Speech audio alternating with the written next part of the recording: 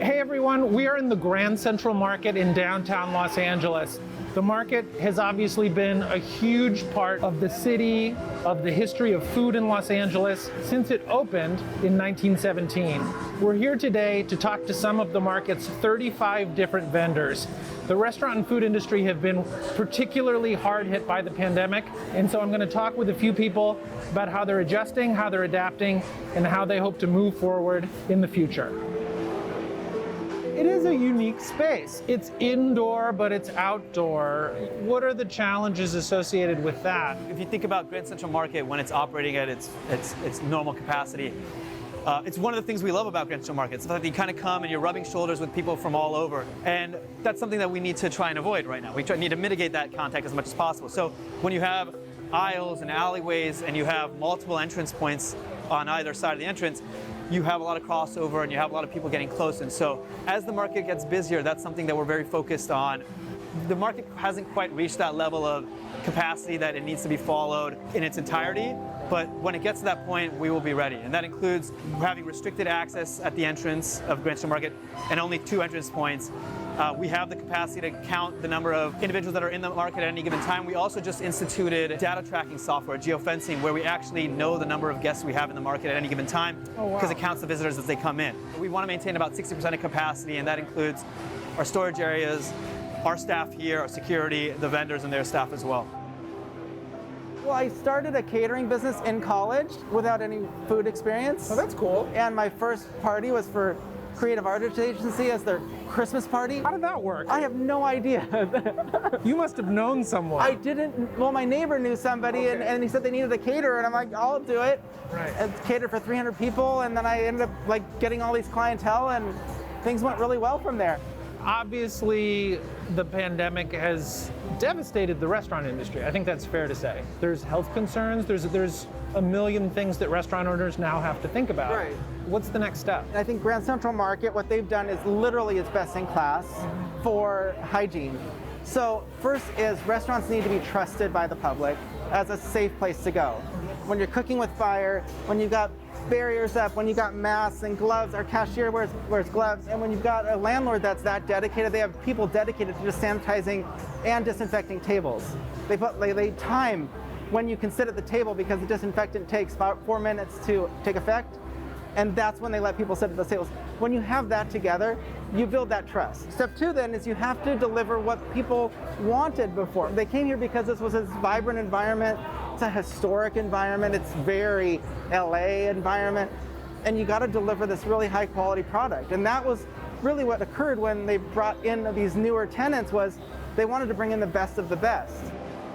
I'm curious about your perspective as far as, where you see the market going. I mean, obviously we're in the process of everything's opening back up with frankly, no real clear leadership from our governments.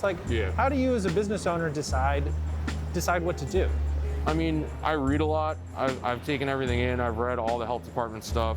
I basically go with who's got the strictest guidelines is the safest move because restaurants can take every precaution possible. I'm not worried about somebody making my food getting me sick because of the information that's known about the virus being transmitted through food is not a thing really. It's about the packaging. It's one of those things where I personally don't think that restaurant dining rooms should be open. It's the general public that's the problem. The people that feel like you shouldn't be wearing a mask or aren't taking precautions themselves. It's like, how do you know who's being responsible and who isn't? I mean, I'm happy more restaurants are open because it's more places you can get takeout from, but I'm not in a hurry to sit in the dining room right now. It's such an obvious question, but what have you guys had to do in order to adjust?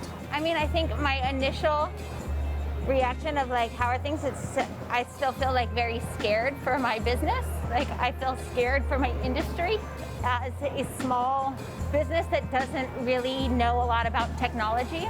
So to have to pivot and make things become more online means a lot of extra hard work of things I'm not comfortable or really even good at doing. I feel like I'm good about talking about cheese and explaining flavors with somebody. Let's taste this together. Let's dive in. Let's have a great conversation about it. And that part of what I do it's gone for right now.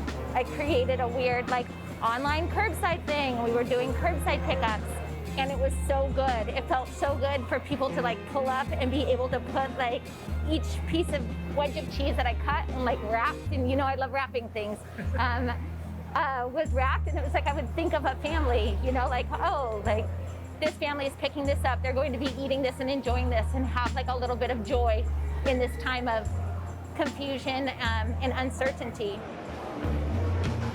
Jim, when is the first time you ever came here to the market? Do you remember? Yes, I came in the 1950s, Wow. and this was all produce. And my dad was in wholesale produce Okay. in 7th Street Market down there. And then I had a couple of friends that had stalls. Their parents had stalls here. I wrote the article about you guys opening up in this space, but that was some time ago. I mean, it's been quite a journey to get this open now, right? Yes, we were planning to open in February. Yeah. And then we got some problems with the plumbing and things like that held us.